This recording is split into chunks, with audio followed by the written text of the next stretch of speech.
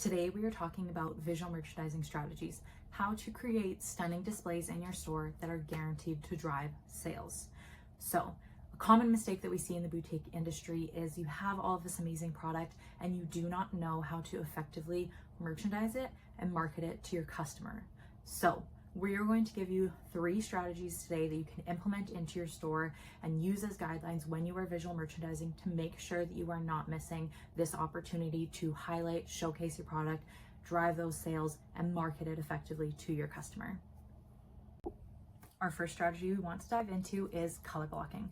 Now, color blocking is what will create that beautiful aesthetic in your store that is drawing your customers in to shop your displays. We do not want to have mixed colors all throughout your store because this creates a very overwhelming and unorganized feeling that your customer is not drawn to shop.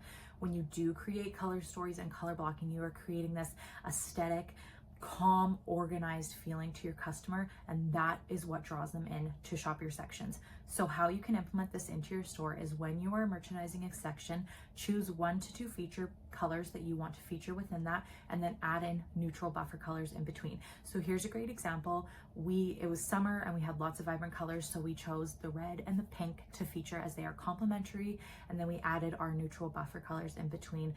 This breaks your color story up so that your feature colors are very visible and featured. When they are all placed back to back, it gets lost and it gets meshed together. When you add the buffer colors in between your feature colors, you not only create a beautiful flow, but you also allow the feature colors to really pop and be visible to your customer. So oftentimes when you're buying from brands, they already have a color story within their collection, so use that as a guide.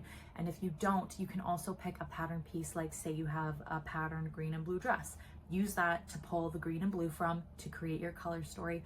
Pop that dress on a mannequin on your upper display, and you have just created the most beautiful aesthetic and display that your customer is going to want to shop.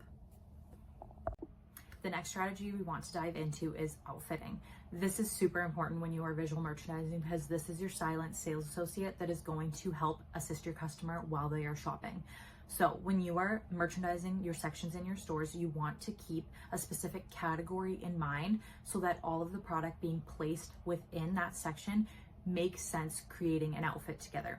So this means if you are doing a dressier section, actually we can put up an example over here. So we chose new holiday arrivals in this section, and within that section it's your one-stop shop. Your customer knows that whatever items they pick within there, they're going to be able to build a very cute, chic holiday outfit.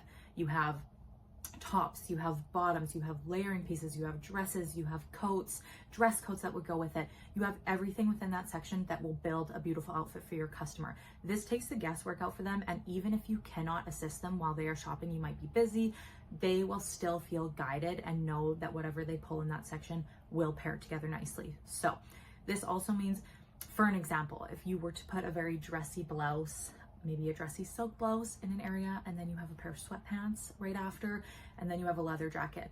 This is super confusing to your customer. So again, keep a category in mind, split that up, do a dressier section, and then do an athleisure section. And that really makes sense to your customer. So always keep outfitting in mind. You want to have tops, bottoms, layering pieces, but ensuring that they are within the same category. The last strategy that we want to talk about is styling. Now, styling is super important because your customers are oftentimes looking to you for inspiration on how they can style the items that you're carried or style items that they may have at home with the pieces that you're offering in your store. So you always want to make sure that you are styling your face outs, that you are styling your mannequins. Here's an example of a face out. So we have it layered and you have an accessory on it. So this is showing your customer how they can pair these pieces together and also add an accessory. Not only is that inspiring them on how they can put it on themselves, but it is also driving multiple item sales. Say they just love that look of the face out and it takes the guesswork out for them. They're going to buy all of those pieces to take home, and then you are upping your price per transaction. So not only is it a great opportunity to inspire your customers, but it is also a great selling strategy as well.